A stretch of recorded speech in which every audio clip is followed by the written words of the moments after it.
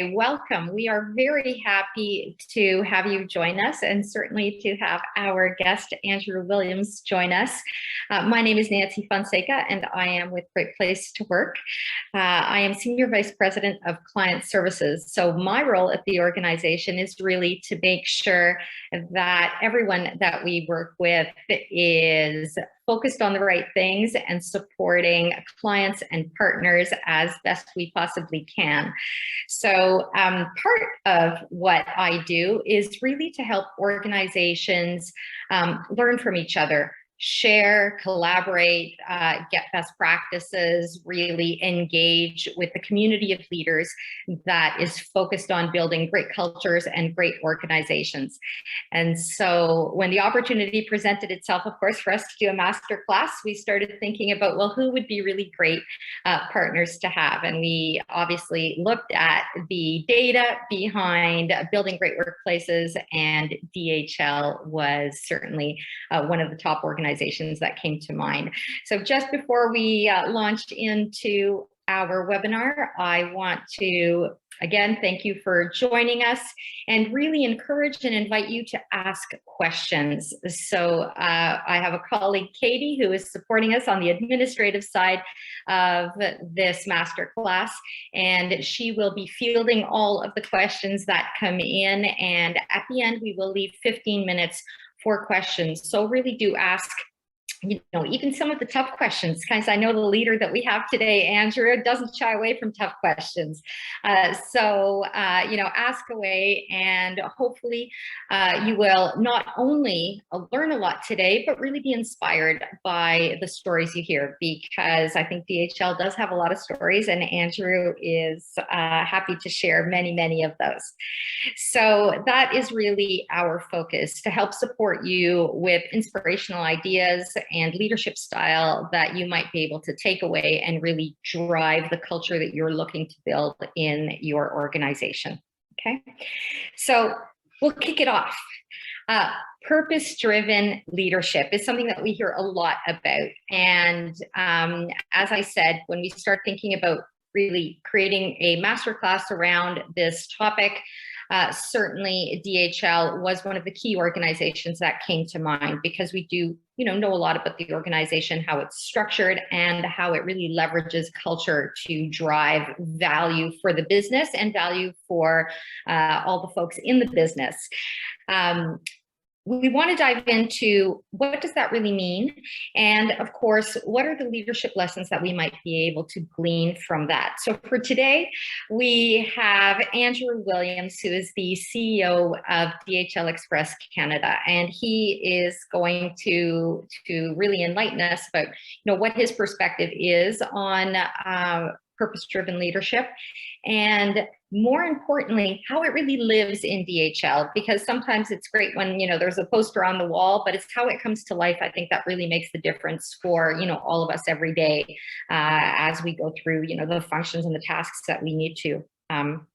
So a little bit about Andrew before I dive into our conversation. And I say this because I was really impressed with the conversation that we had as we were getting ready for this webinar. So Andrew has got to be the poster child for really living the dream inside of a brand. So for 25 years, a veteran with DHL, but someone that has really gone through all of the levels of the organization. So starting out in field sales and working his way the whole way up to CEO now in Canada, and that took 40 some odd countries of background. So I had the opportunity to travel through and experience lots of different aspects of the same organization. And I think there's a lot of value in that, and certainly a lot of learnings, and I know a lot of stories that come with that. We've really seen in the last 6 years tremendous success, business success for DHL. I mean, it's been exceptionally effective, profitable, and productive organization. Perhaps never so important as it is today after we've had the last 18 months. It really a big part of how many people have stayed connected. And in Canada, of course, Andrew, you run a team of almost 2,500 and over, is it 50,000 packages a day that run through Canadian operations? Help me to understand that. Help me to understand a little bit more about you and a little bit more about how you would describe this purposeful leadership. Yeah, great question. And first of all, thank you so much, Nancy, for having DHL, and allowing me to spend a bit of time with you here, talking about what I think is a really, really important topic for businesses, right? And thank you for the intro. It's hard to believe, to be honest. It's been 25 years. In some ways, it's gone by in a snap. And I would bet for people on today's call, the last year and a half specifically, has felt both that it's gone by very quickly and very slowly at the same time. What I would say, we have 2,484 team members here in Canada. I always know the exact number because one of my first beliefs, right, is that if you're going to say that people are your number one resource and the most important part of your business, which they absolutely are, then a belief I have is that I never guess or have to guess on the number of people that are working at any given time in our business. It's a really important thing to know exactly who's on your team and where everybody is and what they're working on. And we are 2,584 strong here. I think, on the topic of purpose, the first thing I'd like to say is that I think, it doesn't need to be a very complicated topic. You're really talking about the why. And so for me, if you're going to be a successful purpose driven leader, you just need to be able to present for your people something that is very clear and simple that they can get behind. It's really the why of your business. And I know, thinking back to sort of my history as a leader, I remember as a young leader, I was often very good at the how. And I think especially when you're starting off in leadership, you figure out the how things work, but it can sometimes take a little bit of time to get to the why and really draw the link. And so I would say for me as a purpose-driven leader is someone that's very clear and simple in their vision, that truly understands that you can't do it yourself as a leader. It's really your people that help deliver that why. And the most importantly, I would say, is that you need to be able to draw a very clear link between the company's why and the company's purpose and how individuals can fulfill that purpose for the company and for themselves at the same time. And I think that's one of the most critical things that you need to do as a leader in an organization that's going to make purpose at your core. That's interesting, because I actually see lots of organizations that say to me, well, this is just how we do things. Right. And what that tells me is that there's a lot of alignment in the values of the folks that they hire, the values and the sort of mission that people come to the organization with. Because for many, that's actually quite elusive. We're not really able to tap into these things. And it sounds like you're very much aligned in terms of those values. And it feels like almost a second nature to you to function sort of in this way and be a purpose-driven leader. But I want to pull back to one aspect that I do know, because of course, as we're preparing for today, one aspect that I do know about your business, and it has a very strong core focus on connecting people and improving lives. It's sort of the tagline that you use to make that connection between what people do in the organization, the functions, the tasks that we do, sometimes lots of fun, sometimes not so much fun, but that need to get done. And really that aspect of the purpose, that it is about improving lives. How do you help people to engage with that? How do you really help bring that to life for folks? Yeah, it's interesting. And I'll draw back to something you said about how companies will sometimes talk about this is how we do it. It's important, right? It is important to know how your company can deliver its purpose. So yeah, DHL, we talk about connecting people, improving lives. What we need to explain is what is the link between our how and how that works from a purpose standpoint. And for us, if you think about it, DHL is present in 220 countries, territories, and principalities around the world. We are arguably the most international company in the world. And so this idea of being able to connect people, it's at our very core. If you look at kind of the classic consultant's Venn diagram, what are we passionate about? What are we good at? And where can we make a profit? It sits in this idea of being international. So we've got this opportunity to connect people around the world. And I mean, if you look back in the last 18 months, when has that been more important? And then you go to the second half and talk about, improving lives. And we really do, we have this belief at DHL that the work that we do and what we give to the communities in which we operate and the people with which we work with can really make a difference and can really improve lives. And so I know when we talked in the last week as we were getting prepared for this, I said I would try where I could to draw real life stories. I had a perfect example of connecting people and improving lives just 2 weeks ago. I had the great opportunity to present to the global CEO of Deutsche Post, our parent company, Dr. Frank Apple, and we actually had our board together for the Americas. And one of my colleagues talked about the fact that our organization has delivered over 1 billion COVID vaccines in the past 18 months alone, all around the world, And in particular for this individual, his own parent had taken the vaccine and had been able to prevent a serious illness when they caught COVID. And it was an elderly parent. And he actually became very emotional when he talked about, the impact that had on him personally. Think this is a senior leader in our business talking to the global CEO, but bringing a real life example of what connecting people and improving lives meant to him. Because in our business, and I can go back 25 years when I joined, I had this image of this was a company that moved boxes and envelopes around the world. And what you come to learn is that every one of those shipments has some kind of story and has this really unique opportunity to make a legitimate and impactful impact on somebody's life. And so, there's story after story like that where, as a leader, I think your responsibility is to, again, getting back to this idea of clarity and simplicity, just bring real life to what I think you called it, sometimes they can be marketing posters on a wall. It has to be so much more than that. And so I think that's really what our core responsibility is and how we need to, help our people understand the possibilities. I love that story. And I like that story because it does bring very much to life that reality. We know it's packages, but those packages have a lot of meaning for a lot of people, right? And in some cases, it could be, the life and death sort of situation that might present itself.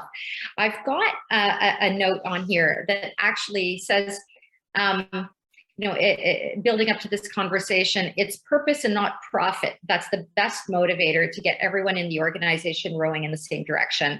And I'm wondering if you have a perspective on that, because I certainly believe, what I just said, that it is purpose and not profit. But I do know, and including in our organization, when, we all get together, usually it's the charts of how much profit, how much revenue, how much in sales have we got. That's what comes up on the wall often. If in some cases not the first thing that we talk about, certainly it usually takes up a big piece of this. How do you help your team sort of course, we need to look at profit and revenues and so forth, but how do you help your direct team sort of move past that and think of things in a bigger way? Is it bringing those stories to life, or is there something tactical that you do? I mean, certainly storytelling, I think, is a key leadership skill, and I can touch on a little bit later, perhaps, on how we built that skill at DHL. I do want to go back to the statement, though, that it's purpose, not profit, that rows the boat, I think is how you put it. I agree with that 100%. At the same time, one can't be without the other. And what I mean by that is that if you as a business are ultimately not deriving a result, you're not going to have the opportunity to deliver your purpose. And conversely, without a clear purpose that people can get behind, you'll never deliver the results. So they're not mutually exclusive. In fact, at DHL, we talk about this concept of balancing respect and results. And I can tell you again, with 25 years of history with the organization, I think if we put our hand on our heart, we would say in our history, we were more of a results-oriented business. And I think you can imagine in our line of work, to some extent, how easy it can be to slip into a results orientation. You mentioned our volume, 50,000 shipments a day here in Canada alone. We're a business that operates 24/7, 220 countries. Everything has to work like clockwork. And it is quite easy as a leader to slip into a results-focused mindset. And lose your balance. So we don't look at things in absolutes, right? We look at the connectivity between concepts and this idea that you can't deliver results without respect, but you're not going to have a workplace if you're not delivering on your results. And I think, again, a key as a leader really needs to be to help your leadership team understand how they can deliver both in concert with one another. Hopefully I that love answers. that. Yeah, absolutely. The concept of balance, I think, is really critical, actually, quite central to all of this, and it's an aspect of, I guess, purpose-driven organizations that I think is elusive to many that maybe don't focus quite so much on that. At Great Place to Work, I know, part of how we enable organizations to be successful and drive really successful cultures is really talking about how the culture sustains performance, how it enables performance to be predictable and driven in a way that really aligns those pieces. So I love this aspect of balance. You may see me taking notes as we go through this conversation. I always do this because I want to keep the nuggets for later on being able to share with with other colleagues and clients. I want to make sure that we keep all of these points sort of top of mind. The how you do this has, I think, a lot to do with the focus that DHL has on developing leaders, and you're probably the poster child for leadership development. Tell me a little bit about sort of how you engage leaders in DHL and really drive a lot of this how to build great leaders that are purpose-driven. Yeah, I think one of the best programs that I've seen in my history in the organization is our Certified International Specialist program. It's the core sort of element of how we train leaders, but it goes beyond sort of a classic training to really a program that helps leaders understand how to be at DHL. I'm holding my passport here. Every DHLer around the world, no matter where you are, carries this with them everywhere they go, and it's a record of every program you've ever taken in the organization, or by the way, a record of every time you have helped facilitate a program. Because I think one of the first lessons that we've learned is that you cannot outsource, or you should not outsource your training and leadership development. As a real life example, an expectation on me as a CEO is that I'm facilitating minimum 2, if not 3 or 4 week-long leadership programs every year. We call it Certified International Manager, where I spend 3 days along with 1 or 2 other co-facilitators that are also part of the business, because we really believe that only those that are part of the organization can really impart the history and the stories behind the learnings and the how. So CIS has been a really, really critical part of our business. It's a journey that every team member goes on. It starts with our induction program, but it follows you throughout, your whole career. And I think it actually talks to one or 2 of the key lessons that I've learned sort of in my journey, and that is your development's never done. The minute you stop developing is the minute you probably are getting ready to exit the company, because you always have to be considering not only how things have worked in the past, how they contribute to our purpose, but how they can, get even better, and how you can continue to improve moving forward. And what's interesting for me is that as much as I've taken away from being a participant in a number of these programs, I think the greatest gift of our CIS program is the opportunity to be a facilitator and to learn once again, but through the eyes of those you're facilitating with and through. It's been a great program for DHL. It's been a game changer for us. It's really united and unified the whole organization. And it is, if you said to me, hey, what are 1 or 2 of the things that have really contributed to the success that DHL has been able to have over the past decade, CIS is at the top of that list. It sounds like an incredible program. It really is. Yeah. It is. It's fun. It connects people. It builds networks. My very first leadership class, we call it CIM1, that group of 20 who were from all around the world we stay in touch. We remember the program, and this is going back almost a decade. It has a strong impact, and it leaves a lasting impression that helps you really understand what it means when we say connecting people, improving lives. But help me to understand the logistics behind some of that. I mean, DHL is a massive organization, right? In Canada, we're big. Globally, it's massive. How do you really take that, the spirit that kind of leadership training embodies, and how do you expand that so that, everyone in the organization can participate? What does that look like? You're talking about people at different levels of the organization with, diverse logistical challenges in different locations, with diverse backgrounds, with all sorts of different aspects that they bring to the business. How does that work? How do you manage to pull everybody in? The good news is we are quite good at figuring out complex problems because we run this massive sort of global organization. I think what it comes down to, the success of CIS is that there is a structure or a framework to every program that is more or less the same. The material might be different, but how you learn, the experience you have while you're learning, the quality of the facilitation, it's very, very consistent. To give you an idea, so the CIM1 program that I facilitate, I went away for 2 weeks to learn how to facilitate that. And if you think about it, I'm the CEO of a fairly large Canadian organization, and it was important enough that 2 weeks I shut off, and you need to shut off because it's 7 a.m. to 7 p.m. learning how to do it right. Have a delegate back here in the building, running the day-to-day, and you go and learn how to do this right. And if you take that and then multiply it across hundreds and hundreds of people, across hundreds and hundreds of countries, and then you just get at it, and you make sure that nobody starts in this company without going through our induction program. No one starts without going through our welcome to our company, welcome to my company, welcome to my country. If you're a leader, every single leader starts this journey through CIM1.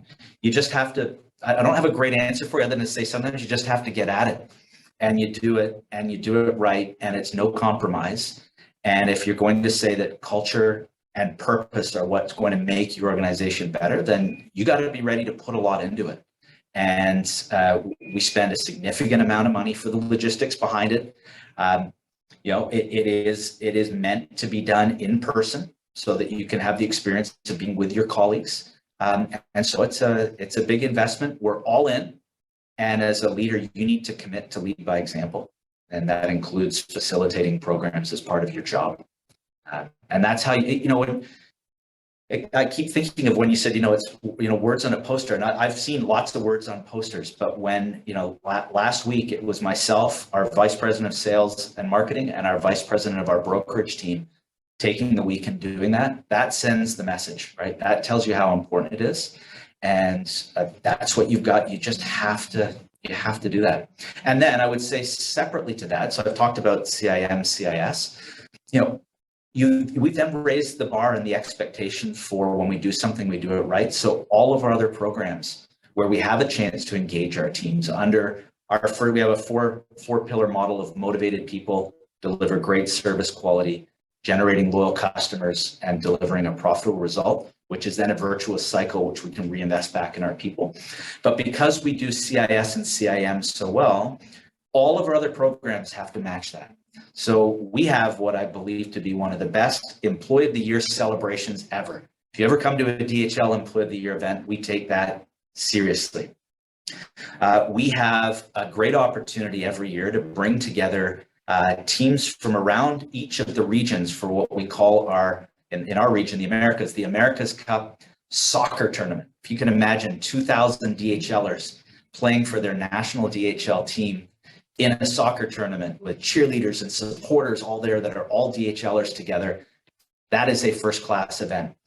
We connected in other ways with people in our business that really cared about giving back in their community, and we launched a program called DHL's Got Heart, where ultimately DHLers from around the world can win up to 25,000 euros that they can contribute back into a charity that they support locally on behalf of themselves, but supported by DHL. So all that to say, we find many ways to try to engage with our people and show them why we believe that motivated people has to be the number one pillar. But it starts with CIS, which in a way sort of sets the trend and sets the expectation for how everything else has to be. Yeah. I guess it sounds like DHL and I guess your extended team is very clear about what the expectations are of leaders, that they are going to engage, that they are going to be involved, that they're definitely not going to be passive participants, that they are really expected to go, hands-on into the development of others. Right, and the engagement of others, and ensuring that those programs are as robust as the ones that executive leadership maybe has. They might look different, but they're going to be as robust for whatever that role is. That I think that's a really interesting perspective, because we come across many organizations, and we've all heard the stories about how when times get tough, one of the first things people cut is training. Right, is that perspective of investing in their people. And it feels a little bit like DHL is the exact opposite, that you say we're going to double down on the things that really make us special, and really drive that core essence of that culture. Is that sort of your perspective? 1,000%. I think that, again, we've committed that this is the way, and it goes beyond. It's not even just that it's a training program. It really is a program that helps someone understand how to be a DHLer and what it means to be in DHL. And so for that reason, it would be devastating for us to not have that program. It's just that topic's a non-starter. Everything else would have to go before that program goes.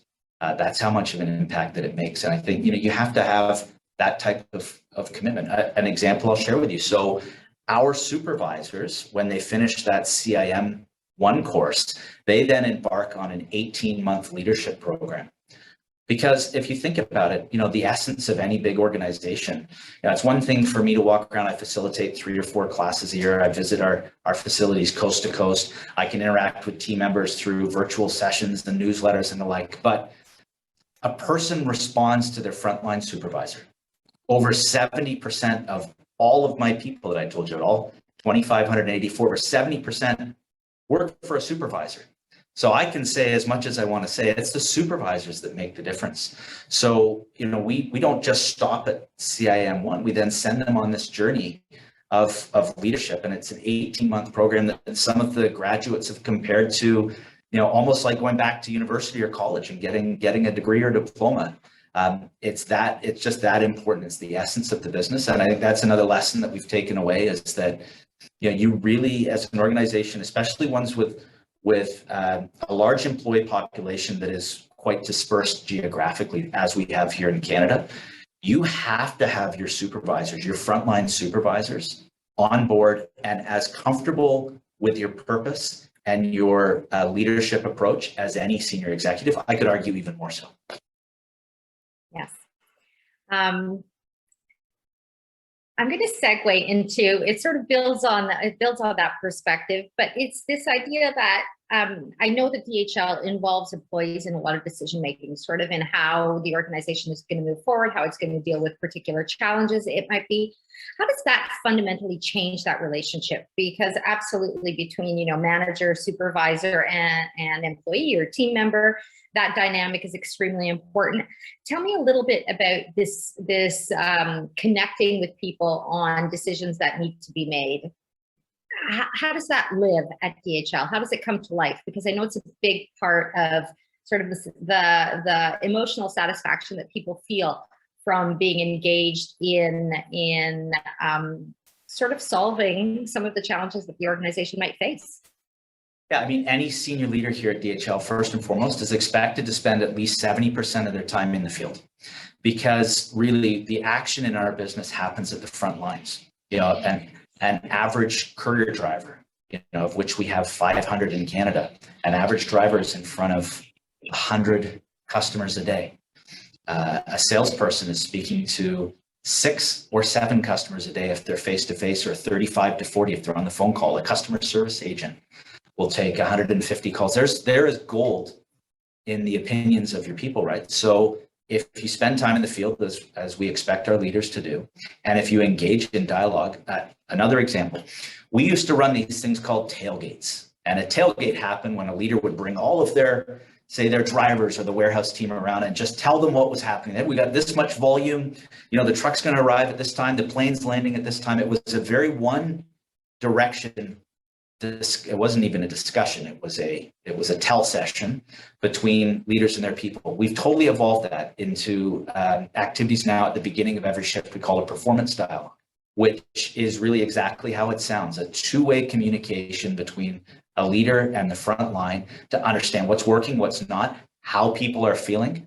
I mean, how great is it when the first thing your supervisor asks you in the morning pre-shift PD, how are you feeling, rather than the volume today is 1,500 or 2,000, right? So it's really, we've just seen that by engaging your people, they're at the front lines of what's happening. They usually have answers to questions or problems you might not even have thought of. And if you treat those people for the value that they can bring and for the value that they are, and you do it in a respectful way through something like a performance dialogue or the framework we have for feedback, which is expected in our organization to be both upwards and down through the organization. Anybody at any time can give anyone else feedback, because a principle we have is that feedback is always a gift. We have ruled out, you can never say that there is something called constructive criticism at DHL, because criticism in its nature is bad.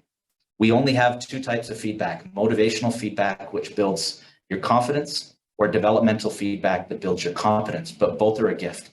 And it's expected to come up through the organization, or it can come from me to one of my teammates. But only when you build a really strong organization from a communication standpoint can you truly expect to be the best. And so back to your question about sort of really involving people in decisions, that's how we do it.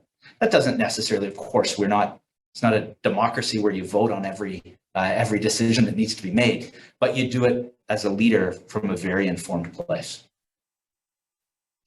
I have to tell you, in the notes that I take when you're speaking, I took one that I think is gold, and it's going to land on a poster somewhere, I'm sure, by somebody. You may be the person who trademarks it, because I thought this was an excellent quote. There's gold in listening to your people. I don't think, or actually, I think you said engaging your people.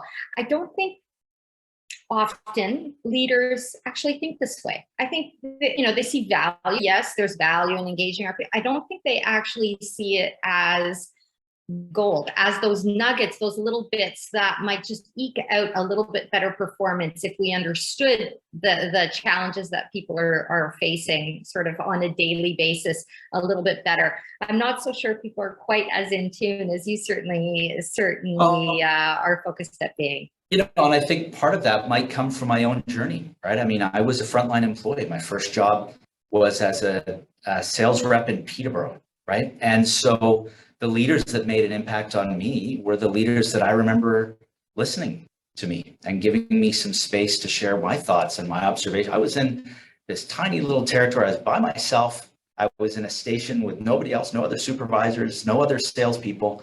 But I had a leader at the time who, by the way, is the CEO of our US business now, who gave me the time of day. And I've worked for a succession of leaders, and I'm probably just being lucky a little bit, but a succession of leaders that gave me the space. And I think that's one way you can pay it forward, and it's of great value. It's like a win-win. It's a no-brainer in my mind.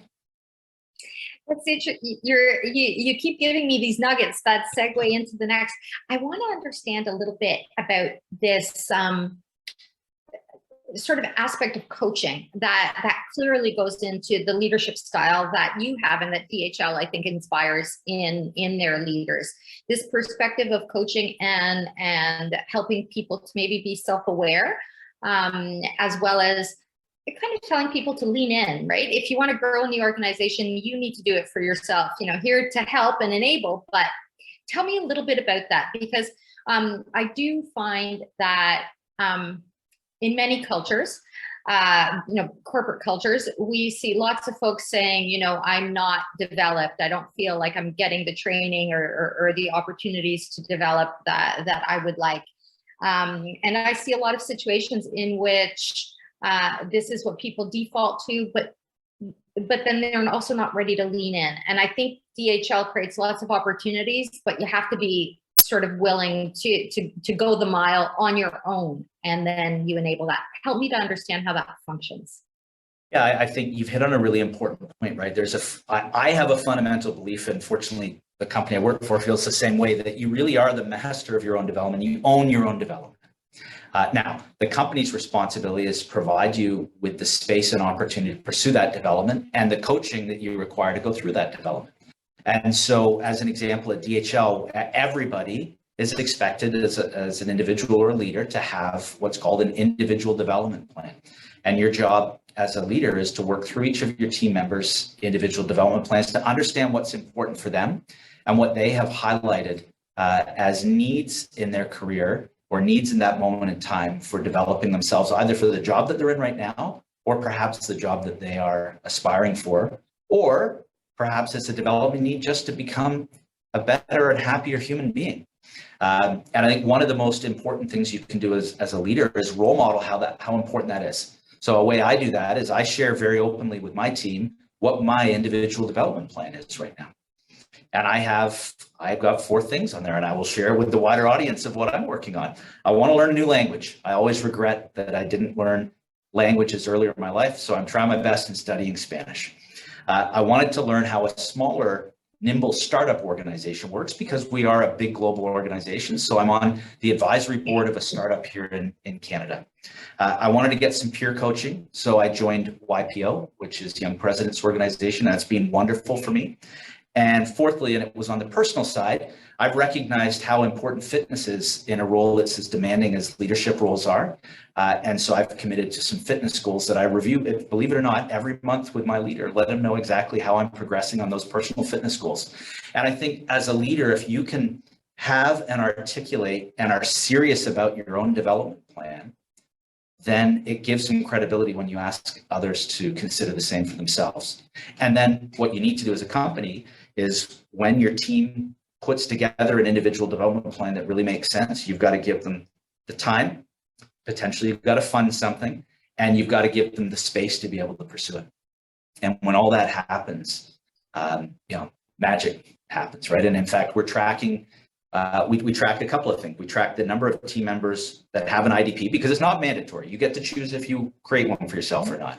But we are over 95% of our team has an IDP, and then we measure the quality of the IDP. So we get into them and really understand, have people set smart targets for themselves? Are they specific, measurable, attainable, realistic, and time-bound? If they are, we assess those, not for the purpose of assessing the individual, but just for getting a sense of whether or not the leaders are coaching their people towards plans that are really going to work.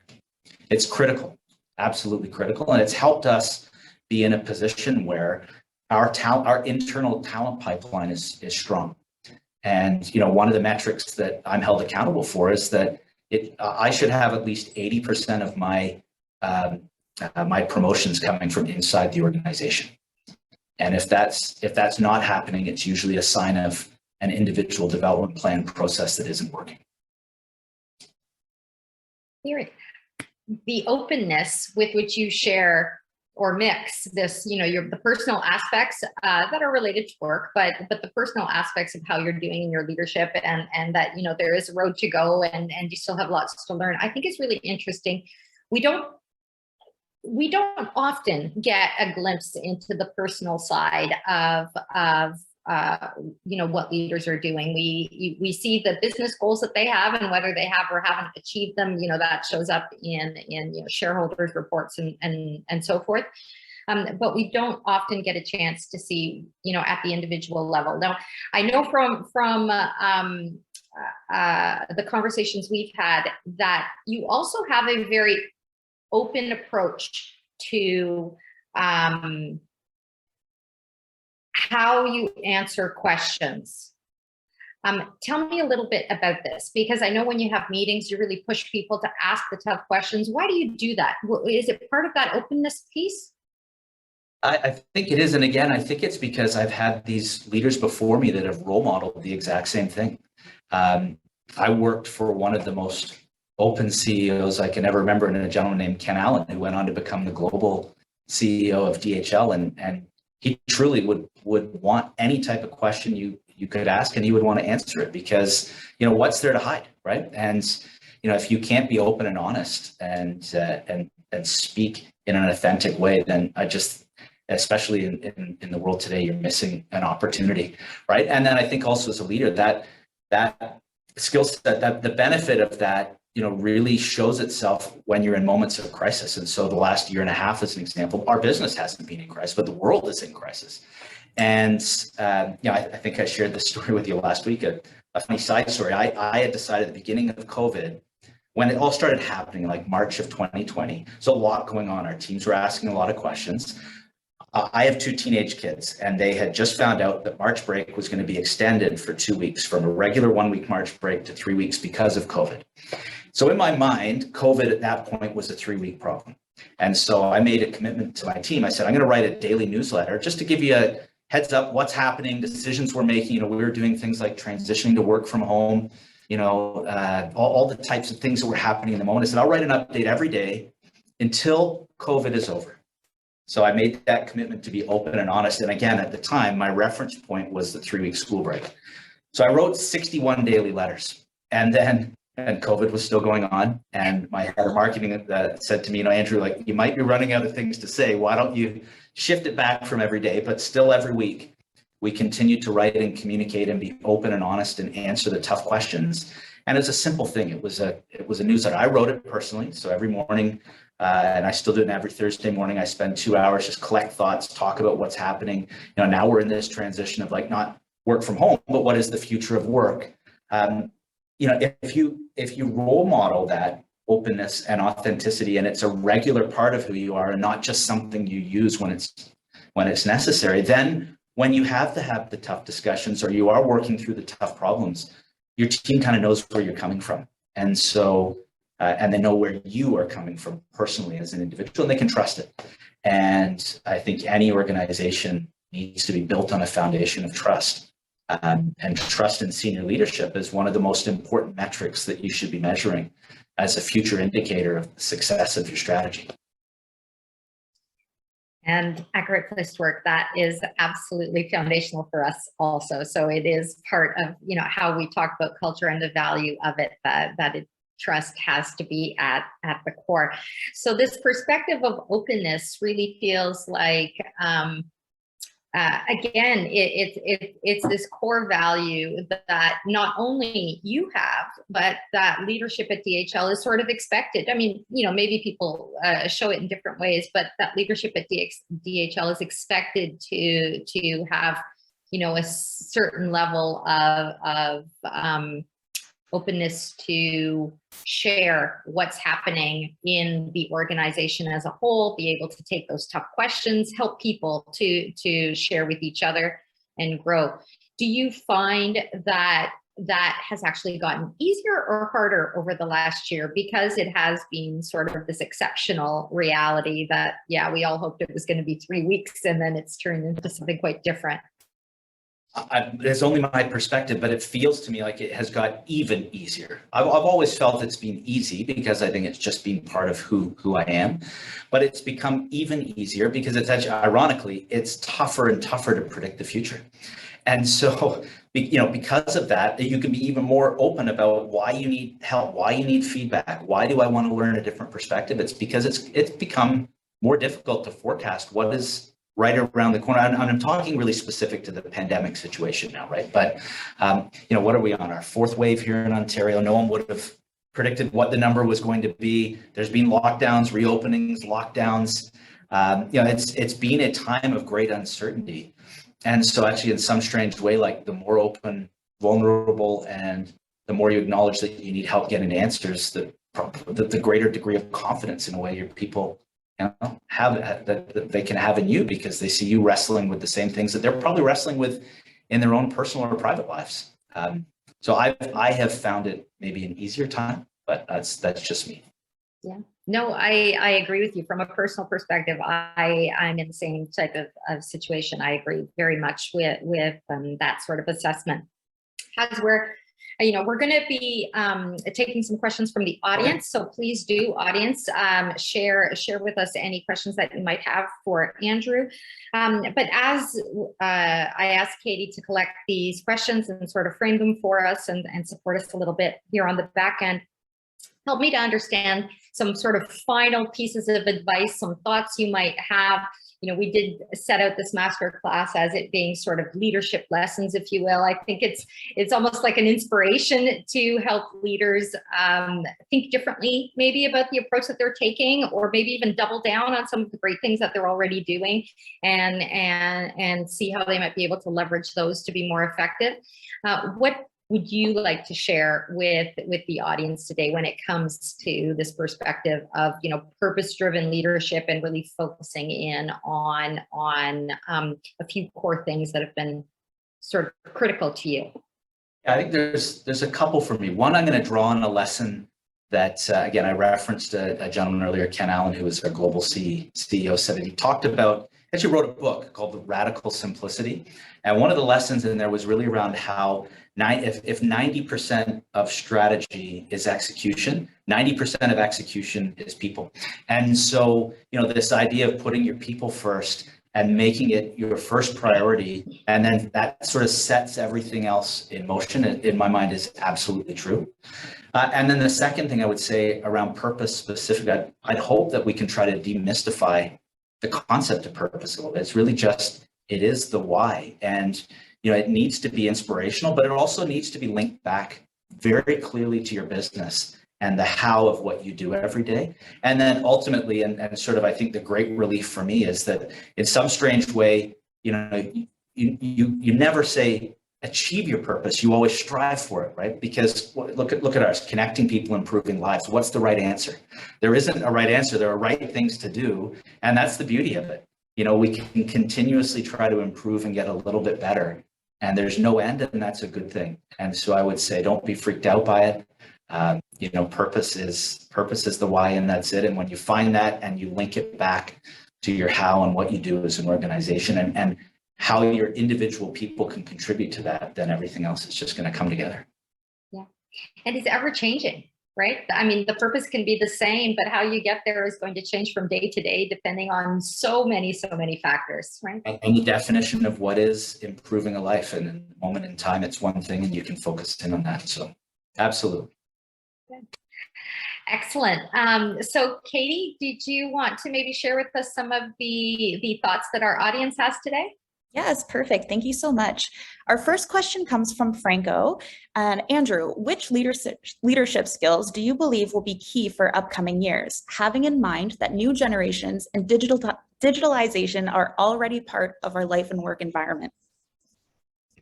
Yeah, I think, boy, it's a hard one for me to say definitively which one, but I think it's more a mindset that's most important. It's this mindset of being a continuous learner and continually developing yourself. For me personally, that is exactly why I looked to join the advisory board of a small startup, because I wanted to gain a different perspective. The CEO of this startup is still in his 20s, and yet he's running his business in a way that I can definitely draw lessons from into a big multinational like DHL. So I don't know that there's one skill that trumps another skill. And my most important skill may not be seen the same way as someone else, but I do believe that the most important leadership mindset is this idea of openness and continuous development.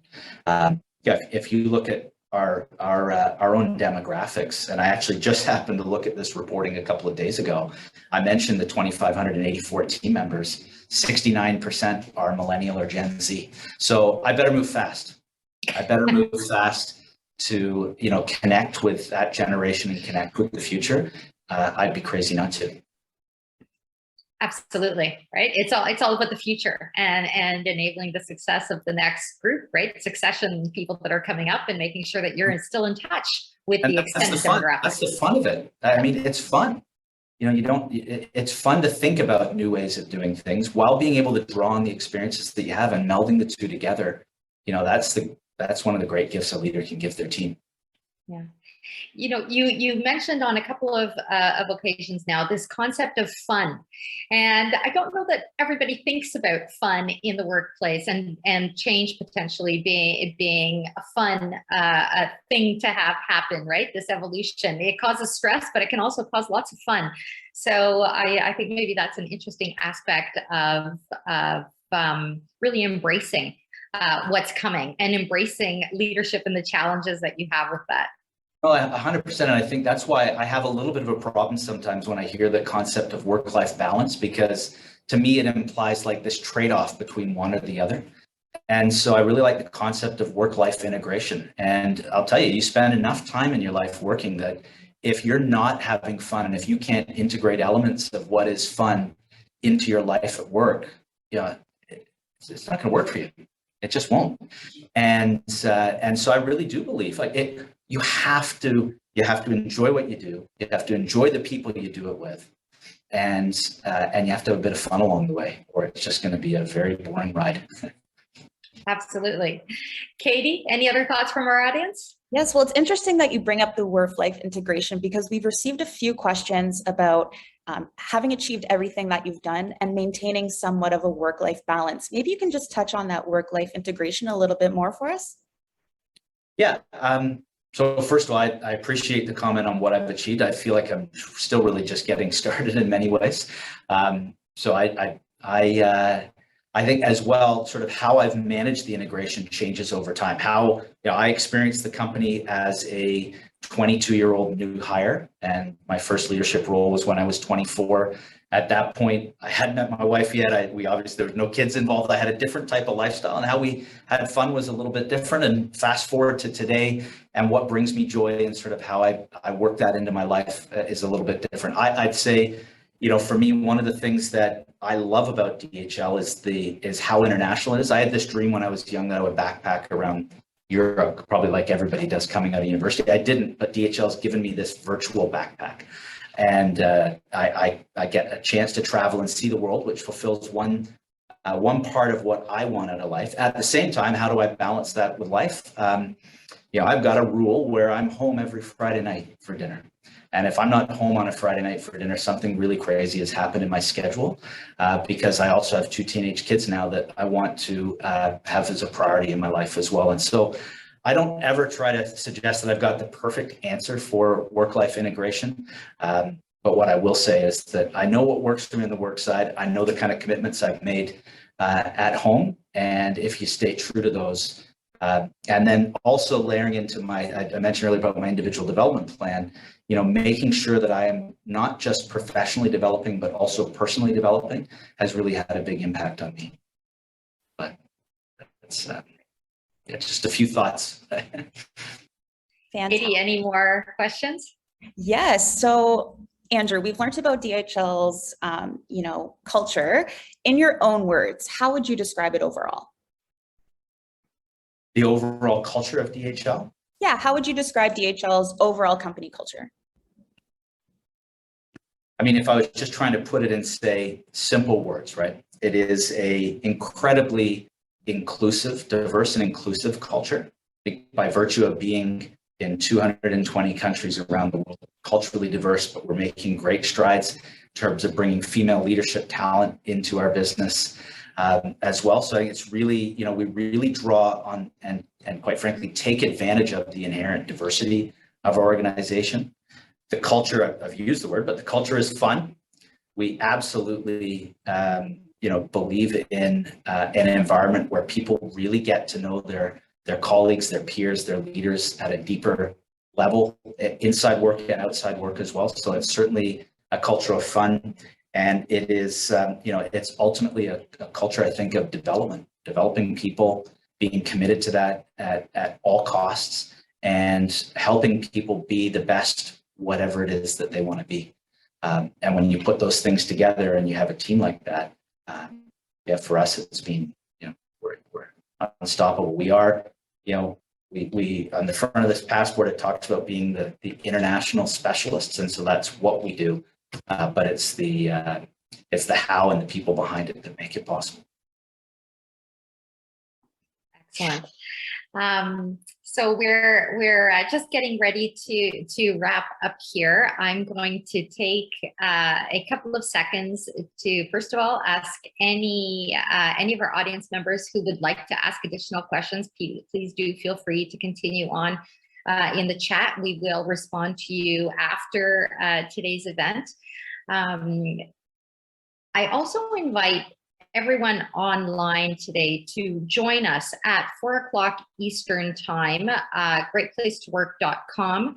We are actually announcing the global best workplace list. And so we've looked across the globe and we've identified 25 of the most incredible cultures to work for. And it takes a lot to really make this list. It really takes leaders that are focused on leading with purpose, really driving trust in the organization. And so I think it's important for folks to understand that DHL is doing it really well. And there are others out there that are, aligned in that sense of how to really be a purpose driven leader and have a purpose-driven culture. And it comes in all different sort of shapes and sizes. In this case, we are talking about the global best workplaces, so all multinationals, very large organizations. And I really do invite the entire audience to join us at 4 o'clock for that, because it will be a surprise of who are the organizations there. I have a sneaking suspicion we might see DHL on that list. I'm looking forward to that, fingers crossed. And Andrew, any final thoughts that you want to leave our audience with? I would just say, maybe based on my own journey, I think it's important for everybody to realize that anything's possible, in your career. You can find a great company to work in almost any space. I've been very fortunate to be here at DHL. And if you set your mind to it and you have the right commitment to your own personal development, and then you have a little bit of luck and good timing along the way, just about anything can happen. And I'm really living proof of that. I really think that, every day I'm very grateful for this opportunity that I've had to work with DHL. I sometimes get asked about, working for a company for 25 years. It doesn't feel like that at all. Every day still feels a little bit like the first day or the first week. I have some of that excitement every time I come to the office, and I hope everyone can find the same thing. And if there's any way I can assist in somebody's journey, I'm always happy to do that. There's probably people on this call today that are inside DHL. You can reach out to me as you know how. There's also going to be people from other industries and other backgrounds, and I always love to offer suggestions, help, and support and ideas. And I love to learn from other people as well. So yeah, I really appreciate this opportunity. It's just a great chance to work with a great organization like yours. And I am waiting with much excitement for the 4 o'clock announcement.